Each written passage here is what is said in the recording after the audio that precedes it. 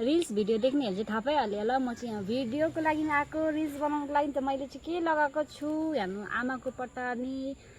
चाहिँ टी-शर्टमा चाहिँ बहिनीको माला र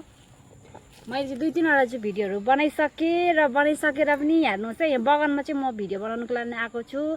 डर पनि लाग्दैछ हो बाघहरु चाहिँ आउँदैन कतै पिछाडीबाट भएर भनेर तर बेसी टाढो चाहिँ छैन घरदेखि चाहिँ छेउमै छ र 2-3 वटा भिडियो पनि बनाइसके मैले र बनाइसकेर पनि यहाँ सानोबाट भिडियो चाहिँ मैले सुट गरेको तपाईहरुसँग शेयर गर्नुको लागि हेर्नु कस्तो देख्दैछु होला अझै यहाँ माथिको चाहिँ यसको सेट भएको चाहिँ राम्रो देख्थे है माथिको सेट नभएर चाहिँ मलाई चाहिँ हेर्नु टी-शर्टमा लाउनु पर्यो हो र म चाहिँ अहिले चाहिँ ससुरालमा छु किनभने चाहिँ म अस्ति आएको हैन मेरो भिडियोहरु हेर्नेहरुले थाहा पाएला म चाहिँ अस्ति आएको नानीको छुट्टी पनि छ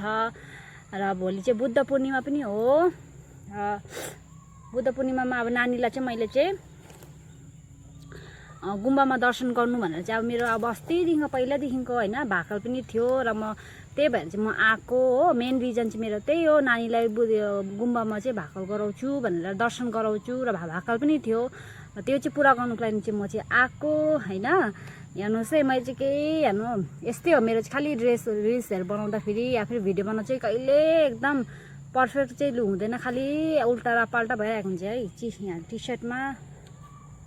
यहाँ चाहिँ मेरो फुल लुक हेर्नुहोस् है यही तपाईहरुलाई चाहिँ मेरो फुल लुक देखाउँछु है पर्खिनुहोस्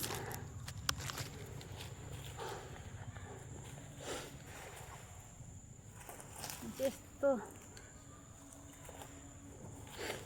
यसको चाहिँ सेटसँग लाउनु पायो भने चाहिँ एकदम राम्रो देख्छ है तपाईहरुसँग चाहिँ म अब अरूवाला भिडियोमा तपाईहरुले चाहिँ म अलिक दिन चाहिँ यहाँ घरमा छु हैन